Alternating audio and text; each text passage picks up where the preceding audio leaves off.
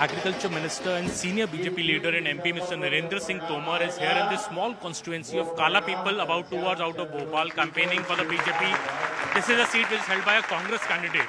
And Mr. Tomar has been put into these difficult seats where he is going to campaign to help the BJP win seats where it had earlier lost in the last elections. He's himself fighting an assembly election after a gap of over 15 years, Mr. Tomar, from a seat in his MP constituency of Morena. Morena is another seat where the BJP lost all the Morena seats in the last election. So responsibility is there on Mr. Tomar to not just deliver Gwalior Chambal region to the BJP, but also seats like Kala people where the fight is tough for the BJP. Can Mr. Tomar deliver, and will he be the Chief Minister of Madhya Pradesh if the BJP wins? Because he is the senior most leader of the BJP in the state, even senior than Mr. Shivraj Singh Chauhan, whom the BJP this time is not projecting as the Chief Minister of face, brightening the stances of people like Narendra Singh Tomar, who's also the Election Management Committee chairman of the BJP and seen and respected widely amongst the BJP cadre as a leader who can deliver the state to his party.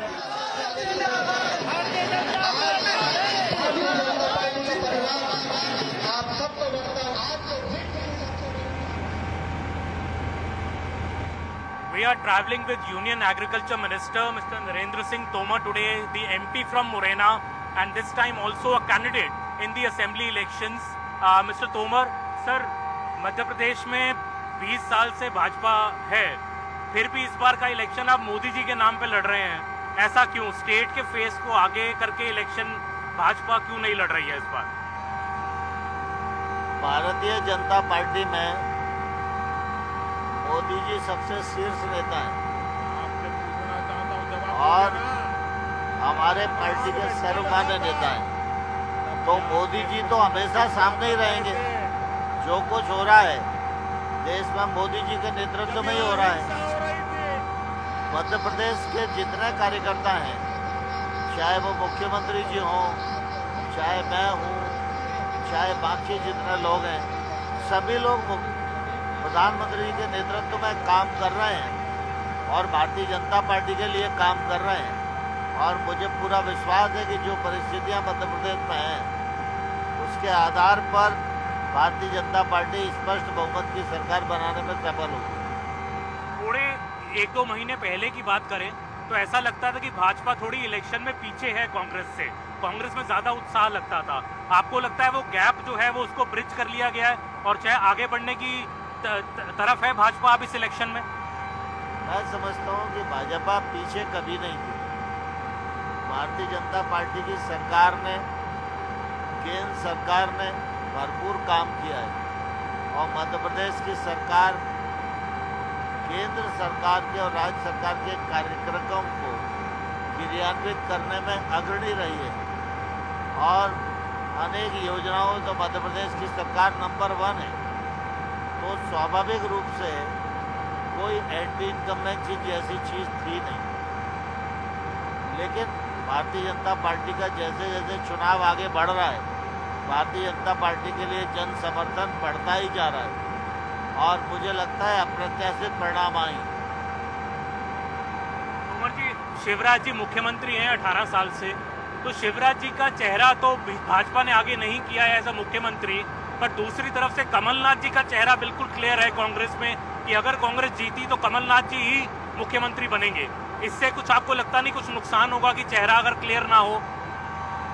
Kamal Nath जी का चेहरा बदरंग हो चुका है क्योंकि उन्होंने 18 महीने सरकार चलाई, जो कहा था वो किया नहीं, इसलिए उस चेहरे पर कोई वोट मध्य प्रदेश में मिलने वाला नहीं है। कमलनाथ जी तो दोबारा किसानों का लोन माफ करने की भी अब दोबारा बात कर रहे हैं। बोले पहले जब मैं मुख्यमंत्री बना था तो मैंने किसानों का कर्ज माफ किया। आप तो यूनियन एग्रीकल्चर मिनिस्टर भी हैं, ये पॉलिसी किस तरह से कारगर है कि किसानों का कर्जा माफ किया जाए? देखिए, किसानों का कर्जा माफ करना ये कोई किसानों की समस्याओं का हल नहीं है। कमलनाथ जी ने पहले भी कहा था, लेकिन मध्य प्रदेश में कर्जा माफ हुआ नहीं। कमलनाथ जी ने कहा था कि बेरोजगारी भत्ता देंगे युवाओं को, किसी बेरोजगार को भत्ता दिया नहीं। अब जनता उन पर विश्वास थोड़ी करेगी। भारतीय जनता पार्टी की सरकार केंद्र में और राज्य में दोनों सरकारें पीएम किसान सम्मान निधि और सीएम किसान सम्मान निधि दे रही है। मैं अकेले पीएम किसान सम्मान निधि का आंकड़ा आपको बताता हूँ कि देश भर में 10 करोड़ किसानों को अभी तक 2,61,000 करोड़ रुपया पहुंचाया गया। जहां पर प्राकृतिक प्रकोप से किसानों की फसल का नुकसान हुआ, वहां फसल बीमा के माध्यम से 1,30,000 करोड़ रुपया किसानों के अकाउंट में पहुंचाने का काम किया है। किसान अच्छे से खेती कर सके, उसको खाद बीज की उपलब्धता हो, सिंचाई के साधन बढ़ें और बिजली की पर्याप्त मात्रा में उपलब्धता हो, ये भी भारतीय जनता पार्टी ने सुनिश्चित किया है।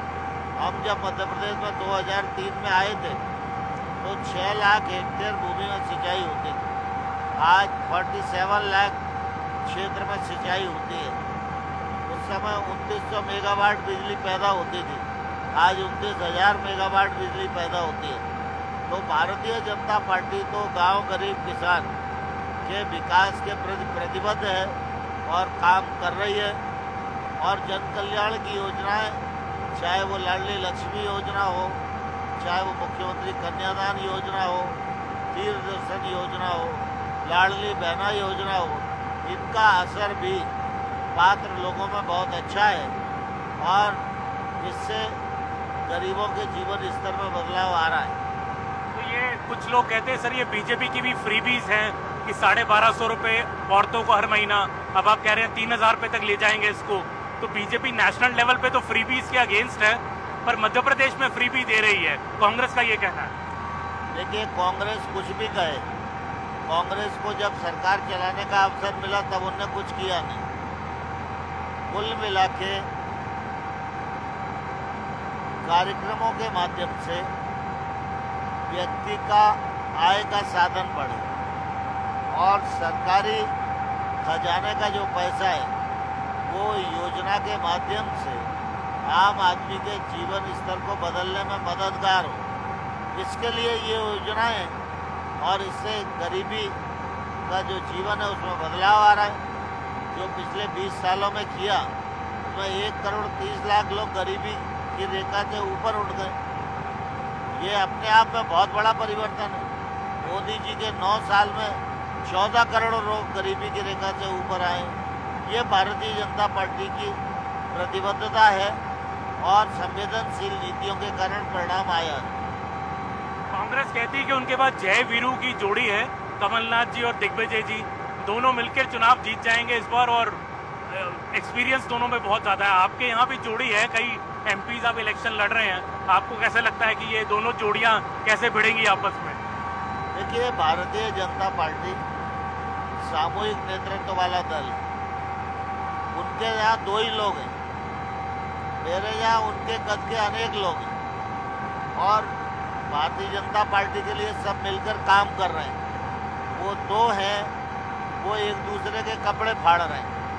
सारी मध्य प्रदेश की जनता देख रही है, इसलिए उनके नेतृत्व में कुछ होने वाला नहीं है और दोनों टेस्टेड हैं जनता के लिए। ये जनता उन पर भरोसा नहीं करेगी। तोमर जी, एक ये परसेप्शन बन गया मध्य प्रदेश में कि शिवराज जी को इस बार साइडलाइन कर दिया गया है। आपको शिवराज जी एक पॉपुलर नेता हैं, मामा जी की इमेज है, कहीं हम जाएं रैली में तो अभी भी बहुत पॉपुलर हैं। आपको लगता है शिवराज जी को साइडलाइन किया गया इस इलेक्शन में? नहीं, मैं समझता हूँ शिवराज जी हमारे मुख्यमंत्री हैं और मध्य प्रदेश के वो बड़े नेता हैं और उनके नेतृत्व और उनकी सक्रियता के कारण पार्टी का जनाधार भी बढ़ा है और उन्होंने सरकार भी अच्छी चलाई। तो ऐसा तो नहीं होगा कि जब इलेक्शन जीत जाएगी भाजपा तो फिर बातचीत होगी, लड़ाई होगी, मुख्यमंत्री कौन बनेगा, शिवराज जी, नरेंद्र सिंह तोमर जी या प्रहलाद पटेल जी, कौन मुख्यमंत्री की रेस में आगे होगा? मैं समझता हूँ भारतीय जनता पार्टी में मुख्यमंत्री पद की कोई प्रतिस्पर्धा नहीं है। जो नेतृत्व निर्णय करेगा, जैसे हमेशा शिवराज जी का करता रहा है, तो सारे लोग उसे मानेंगे। एक आखिरी सवाल तोमर जी, आपका जो एरिया है ग्वालियर चंबल का, मुरैना से एमपी भी है, पिछली बार भाजपा काफी वहां पिछड़ गई थी, केवल 6 सीटें 8 सीटें जीत पाई वहां पे 34 में से। इस बार आपको लगता है परिस्थितियां ग्वालियर चंबल में बदली हैं? आप तो खुद ही लड़ रहे हैं एक सीट से मुरैना में। मैं समझता हूँ कि पिछले बार चूक हो गई थी। वो इलाका भारतीय जनता पार्टी का अच्छा इलाका है।